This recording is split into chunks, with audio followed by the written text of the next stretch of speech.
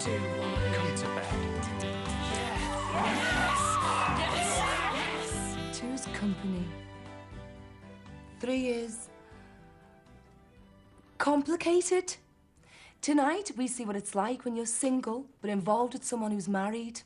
When you're the other woman or that rarer creature, the other man.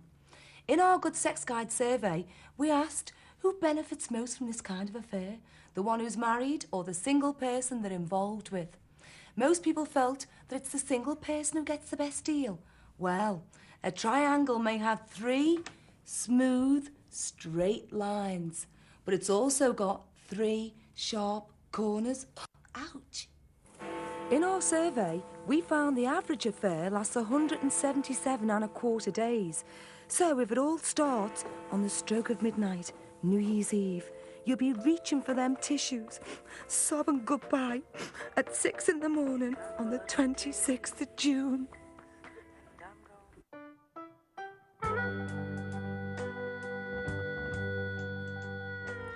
Sometimes you know they're spoken for. Sometimes they let you believe they're not. Either way, it's easier than you think to enter the love triangle. None of the people we're going to talk to thought it had ever happened to them. I don't think anybody actually sets out to get involved with a married man. You meet someone, it's very rare that you actually know beforehand that they're married. By the time you do find out, then it's usually too late if you've fallen in love with the man. I found out that she was married after about a month, 6 weeks into the relationship. First thing I said is I'm not interested in married men. There's no point me being involved with a married man. I'm too insecure in myself. I don't have that kind of sense of security to deal with it because it is a situation where you're constantly being rejected. We both agreed to sort of carry on, but her words were to me that we must behave ourselves, you know, but, we didn't. Cover plates off, Sarge. These old World War II bombs can be tricky. There should be 3 wires leading to the timer. Red, green and blue. Yeah, I got them. Select the blue wire and cut it. After you've cut the green one. So it's the green one first? Unless it's the Luftwaffe Mark II. Cut one of those green babies and you'll be no use to any woman. Sarge, this is a Mark II. Really? Well, it's a good job you noticed. You better cut the red one. The red? Same colour as your Ford Escort. Do what? Red. The car parked outside my house last Thursday afternoon. Shit. Yeah, Sarge, I called round to see you. Your wife was in. She offered me a cup of tea. We got a chat, and that's all. For 2.5 hours. Well, she's a very good conversationalist. With the bedroom curtains drawn. Look, Sarge, do you reckon we could discuss this another time? It's just I feel a bit vulnerable at the moment. You're feeling vulnerable? What about me? How do you think I feel? Perhaps it'd be better for all concerned if I just got out my pistol and put an end to it all, here and now. No, don't do that, Sarge. All right, I admit it. I am her lover, but she led me on, Sarge, honest. Oh, well, that proves it, then. She doesn't love me. Goodbye, Corporal. No, it's all my fault. I did all the running, it was me. She really wasn't that keen. Look, Sarge, I swear I will never see her again. Anything. Just get me out of here alive. That might prove a little difficult, I'm afraid. How do you mean? Well, with the old Mark II, once you've removed the cover plate, it automatically triggers the 3-minute fuse. You what? Or is that the Mark III? No, I was right, it is the Mark II.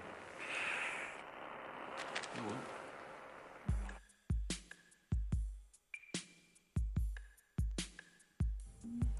2's company, 3's a nightmare. There's just so many times when you can't be your married lovers. Number 1. You live with brief phone calls and brief messages and brief encounters even. I can remember on one occasion, I'm going up the shops to get some shopping. Would you meet me there? And literally it was like for 10 minutes, but I drove away elated and happy, and if I hadn't seen her for another week, then that little glimpse was enough to keep you going. He did like me, but he liked me to dress in a tarty way, though, which I wasn't too happy about, because he wanted, I suppose it's all, I mean, it's obvious now, isn't it? He wanted me to dress like a tart. I was his tart, but I didn't feel like his tart at the time. I thought I was going to be his wife. You keep wanting to believe that it's going to work out, that yes, they are, because you hear of a friend who was going out with a married man and he left his wife and they're now very happy together. So you know it can happen. And that keeps you going, and you think, well, yes, I could be one of the lucky ones as well, because he really loves me. He tells me he loves me.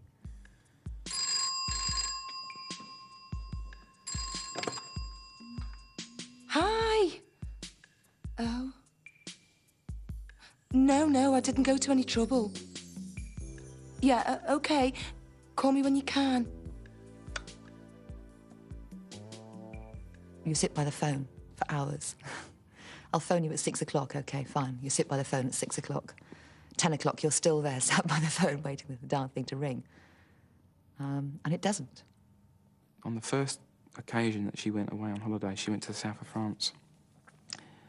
And she said to me on the morning before she went that she would phone me every day. And she would write to me every day.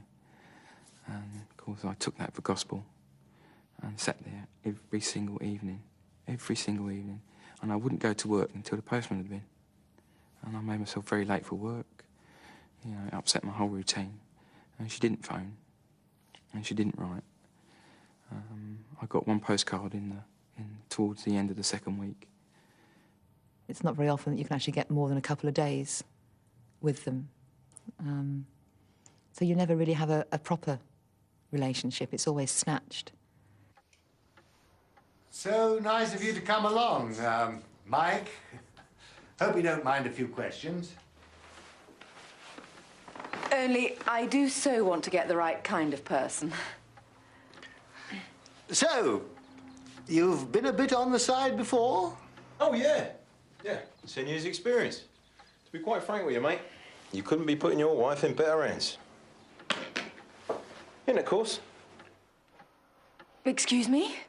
Well, would our affair be the full sexual, you know, I never knew I could feel like this crazed rutting in Waitrose car park style illicit relationship? Or would you prefer the he talks to me like no other man ever has, you know, sort of wandering through the park and reading poetry type? What do you think? It's your infidelity, dear. The full sexual option is very popular. I can take you up, over, and against a whole range of domestic furniture, including kitchen appliances. Cooker hob seems to be very popular since Fatal Attraction. Oh. Or I could just pop down the office, get you horny over lunch, drag you into the lift and slip you a crippler down in the sub-basement. It's up to you. I think the park sounds nice. Gosh. Now, will you be falling in love? Or will you be just cruelly using me to boost your ego and make all the girls down at the tennis club jealous? Well, I just thought mindless rogering, really. Oh, no, you'll probably fall in love. Which means, I'm afraid, we're going to have to end this rather messily. Now, what do you say? In about 3 months, once I've awakened her sexuality, I'll leave a pair of her knickers under the sofa for you to find. Huge row, temporary separation. Oh, it was madness, but he was so beautiful. Back together again, happy ever after, yeah? That's a little cocky, isn't it? Well, it's bigger than yours is, mate. Now, look! Oh, heavens! I've just seen his references. By royal appointment. Which one? Can't say. Doesn't really matter. If he's good enough for them, he's good enough for me. When can you start? Why do people enter the love triangle? Most of those we spoke to say it was fate. They weren't looking for it. It just happened. But others feel it's not that simple. The decision to enter the triangle lies in your past. Caroline Buchanan has written a book about having affairs. She's spoken to hundreds of people about being the other person. Caroline, why do people put up with being the other person? They have very low self-esteem. They don't think they deserve more. And they're often products of broken homes, or they have a deep-rooted fear of commitment because of damage done to them in their childhood. Is that true of everyone you've spoken to? Absolutely, without exception. Yeah, but why do they put up with being in the triangle? Why can't they just get out of it? Because there's this desperate need to rewrite the old script, and it's precisely because they can't that they're attracted to the familiar scenario. But people who fall in love in an affair say they can't help it, can they? That drives me mad. Why? We do choose the people we fall in love with, be it consciously or unconsciously. So there's no such thing as a happy ending? There can be, but far better if you learn from it and create your own happy ending.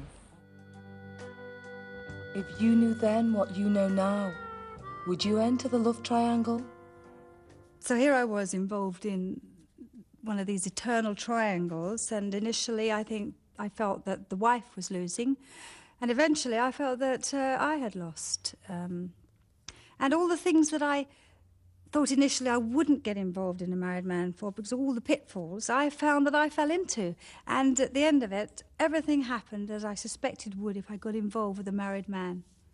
I've wasted, 5, nearly 6 years of my life on something that I thought was going to progress into something worthwhile. But in fact, looking back on it now, I know now that it would never work. If you're going to go out with a married man, then just think short term. Don't even think about them leaving their wives, because 90% of them don't. In part 2, are you trying to finish with somebody, or have you been chucked? The Good Sex Guide tells you how to fall out of love. When you're in pain from a split and still in love with your ex, it's easy to be crushed by the weight of your feeling. Either way, being told your love is leaving is like a bolt from the blue. I really thought everything was rosy. I expected to be together for life. And I couldn't believe it happened. Why did you do that to me? I've never done anything to deserve this. I've never been hurtful or destructive towards you. Why me?